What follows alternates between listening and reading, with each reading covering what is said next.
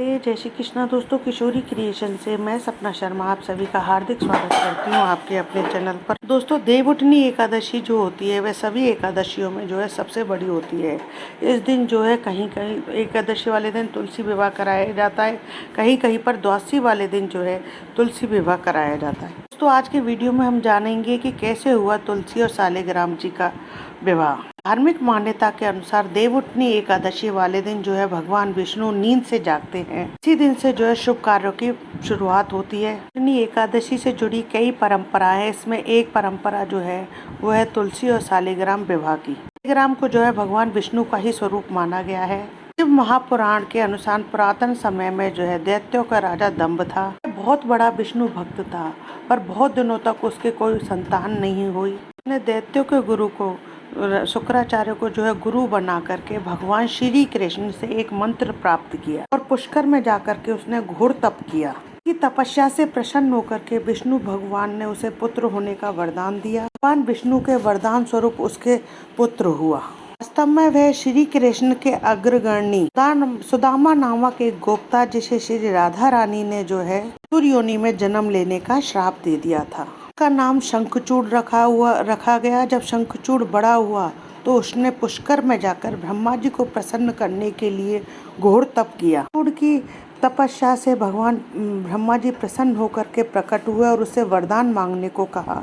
शंखचूड़ ने जो है वरदान मांगा कि मैं देवताओं के लिए अजय हो जाऊं। ने उसे वर दिया और कहा कि तुम बद्री बन जाओ, वहाँ पर ध्वज की पुत्री तुलसी तपस्या कर रही है, तुम उसके साथ जाकर के विवाह कर लो। ब्रह्मा जी के कहने पर शंखचूड़ जो है बद्री बन गया। बद्री वन में जाकर के वह तुलसी को देख करके उसकी तरफ आकर्षित हो गया।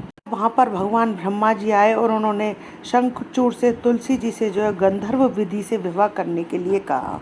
शंखचूड़ ने जो है ऐसा ही किया। प्रकार शंखचूड़ व तुलसी दोनों जो है प्रेम पूर्वक सुख पूर्वक वहाँ पर विहार करने लगे। शंखचूड़ जो है बहुत वीर था। उसे वरदान था कि उसे देवता भी नहीं हरा सकते। शंखचूड़ ने अपने बल से देवताओं, असुरों, गंधर्वों, राक्षसों, किन्नरों, मनुष्यों और के सभी प्राणियों पर विजय प्राप्त कर ली।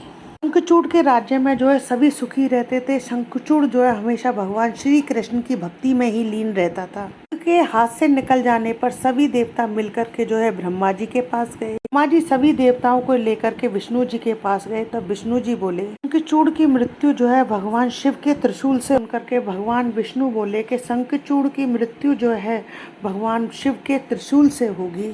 करके सभी देवता जो है भगवान शिव के पास आए। देवताओं की बात सुन करके भगवान शिव ने रथ को अपना दूत बना करके शंखचूड़ के पास भेजा। रथ ने जो है शंखचूड़ को जाकर के समझाया कि वे देवताओं को उनका राज्य वापस दे दे, लेकिन शंखचूड़ ने कहा कि मैं भगवान शिव के साथ युद्ध करे बिना जो है देवताओं को उनका राज्य वापस नहीं दूंगा। भगवान शिव को यह बात पता चली तो वे अपनी सेना लेकर के युद्ध के लिए निकल पड़े। चूड़ भी तैयार होकर के रणभूमि में आ गया। ही देखते देवता और दानवों में जो है भयंकर युद्ध होने लगा। वरदान के कारण जो है देवता शंखचूड़ को हरा नहीं पा रहे थे। चूड़ और देवताओं का युद्ध जो है सैकड़ों सालों तक चलता रहा। में जब भगवान शिव ने शंखचूड़ का वध करने के लिए जैसे ही अपना त्रिशूल उठाया, तभी आकाशवाणी हुई कि शंखचूड़ के साथ जो है भगवान श्री हरि का कवच है और उसकी पत्नी का जो है सतीत्व वह अखंडित है।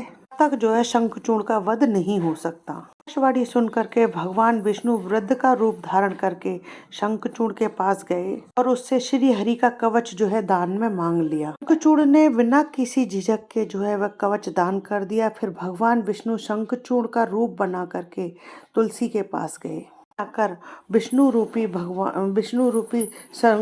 शंखचूड़ रूपी विष्णु भगवान ने जो है महल के पास जाकर के अपनी विजय का समाचार सुनाया। शंखचूड़ की विजय का समाचार सुनकर के तुलसी जो है बहुत प्रसन्न हुई। के रूप में आए भगवान का पूजन किया और उनके साथ रमण किया।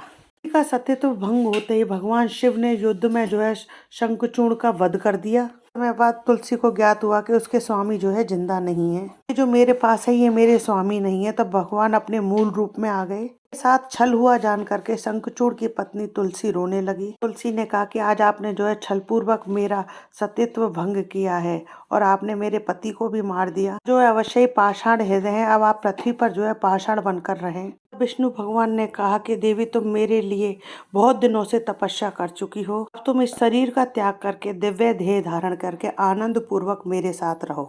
यह शरीर नदी के रूप में परिवर्तित होकर के गंडकी नदी के नाम से प्रसिद्ध होगा। सब में वृक्षों में वनस्पतियों में श्रेष्ठ तुलसी का वृक्ष बनोगी। तुम सदा मेरे साथ रहोगी।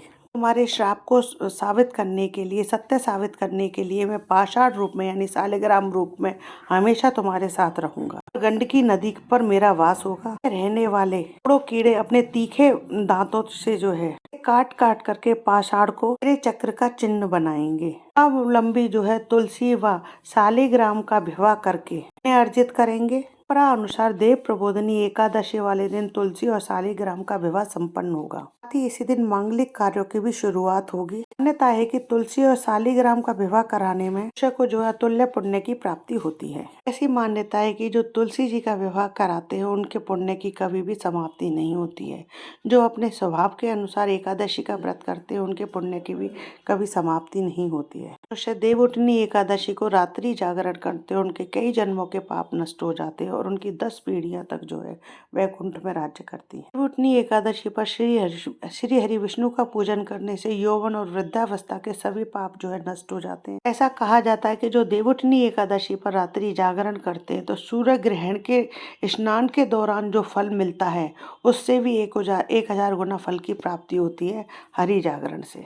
जो मनुष्य देवउठनी एकादशी का व्रत नहीं करता है उसके सभी पुण्य क्षीण हो जाते हैं। के जल से जो है भगवान को जो स्नान कराते हैं उसको तीर्थ स्नानों में करने से जो पुण्य की प्राप्ति होती है उससे कई 1000 गुना फल मिलता है। कार्तिक मास में जो बेलपत्र से भगवान श्री हरि का पूजन करते हैं उन्हें अत्यधिक पुण्य की प्राप्ति होती है। कार्तिक मास में जो तुलसी जी से भगवान श्री हरि विष्णु का पूजन कराता है उसके 10,000 जन्मों के पाप नष्ट हो जाते हैं। जो मनुष्य कार्तिक माह में तुलसी जी की पूजा करते हैं, स्पर्श करते हैं, उनका ध्यान करते हैं, उनका रोपण करते हैं, लोग जो है कई 1000 गुना कोटि युग तक जो है भगवान विष्णु के धाम में रहते हैं। जो मनुष्य तुलसी का पौधा लगाते हैं तो उनके कुल में जो है कभी किसी की भी अकाल मृत्यु नहीं होती। श्री हरि विष्णु का कदम के पुष्पों से पूजन करते हैं, उसे यमराज का भय कभी नहीं सताता है।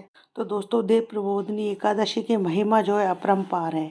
आप भी अवश्य ही देव प्रबोधनी एकादशी का व्रत करें। हो सके तो इस दिन श्री हरि विष्णु की जो है तुलसी की माला से, तुलसी के पत्तों से, तुलसी की मंजनी से पूजा करें, उनको रिझाएं। दोस्तों तुलसी की माला जो है किस तरीके से बनाते हैं उसका वीडियो भी जो है मैंने मेरे चैनल पर डाला हुआ है, आप उसको मेरे चैनल पर जाकर देख भी सकते हैं। आशा करती हूँ आपको मेरे द्वारा दी गई जानकारी पसंद आएगी।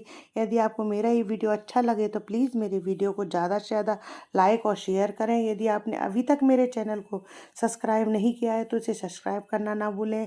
पास ही में बेल आइकन को दबाएँ जिससे मेरे आने वाले हर नए वीडियो का नोटिफिकेशन जो है आपको मिल जाए। जय श्री कृष्णा दोस्तों।